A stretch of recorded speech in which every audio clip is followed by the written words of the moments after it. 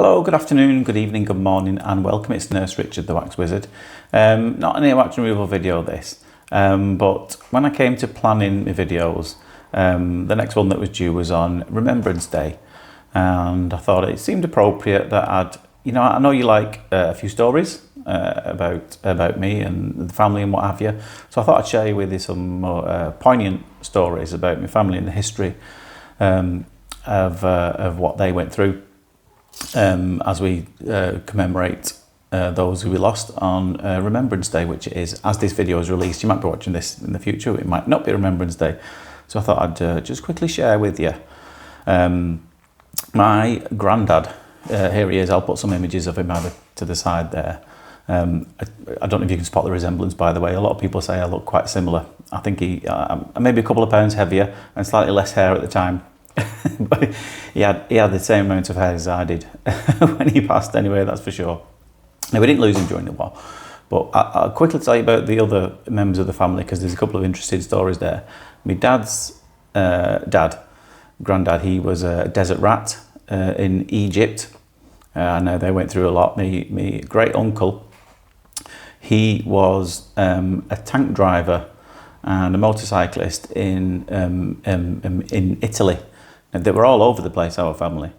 And the funny story about him, my uncle Alfred, he was about 4'9", 4'10". He was he was really small, he was really tiny.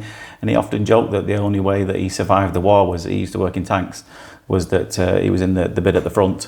He said he couldn't see, all he could see was the top of his head and his helmet coming up above the tank, just below the turret. So he said that's the only reason why he survived, because he said he heard the bullets going past, and I think a few of them just grazed him on the helmet at the top, but he couldn't actually see when he was at the top because the seat, it wouldn't go up high enough. Anyway, that was my Uncle Alfred. Oh no, and one more about him. He said he was also a motorcyclist with a sidecar, used to transport people around, and he also only survived because apparently he was going too fast and he was going under an articulated truck, a lorry. And he said the only reason he survived was he was so short. He went straight underneath it. If he was like a foot taller, he would have been decapitated.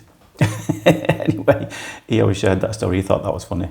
But my granddad, Bill, or William, as you'll see a picture here. Now, he was in the Royal Marines. Now, for those of you in the US, the Royal Marines, they're, I suppose, the equivalent to the Navy SEALs. They're proper hardcore, this lot. And he was on ships in the Pacific, and more specifically, he worked on mini subs. I think they call them X subs or midget submarines, where they're like a small, sometimes one man, but I think you can get 3 or 4 in these midget submarines as well, running like special forces missions. He didn't talk about it too much, to be honest, as a lot didn't. But even when the war finished with VE Day, it was on the 8th of May. They didn't let them celebrate. All the captain of the ship let them do, he said, have a tot of rum and get back to work, because as you know, or as you might not know, the VJ Day was actually on the 2nd of September. So they were still working, even though everybody else who was in Europe was celebrating the end of the war, but it certainly wasn't for him. So I just thought as a mark of respect for them, and like I said, I've shared with you a few stories about our family. The poppy. Now, where does that come from? Now, I believe there was a fella called John McCrae. I think he was a Canadian surgeon, worked in the army, and he noticed on the battlefields where he lost some of his friends that poppy started to grow. So that's where the famous film In Flanders Field come from. So I'm just going to read to you In Flanders Field, and then whilst it's released on Remembrance Day, I'll play the last post as well after that. But I hope you enjoyed that anyway, but let's just have a look at this poem. In Flanders fields the poppies grow, between the crosses row on row, that mark our place while in the sky the larks still bravely sing and fly.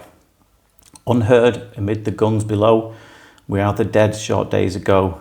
We lived, felt dawn, saw sunsets glow, loved and were loved, but now we lie in Flanders field.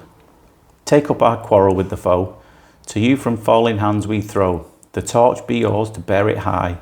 If ye break, faith with us who die. We shall not sleep though poppies blow in Flanders field, lest we forget. Thanks everybody. Bye bye.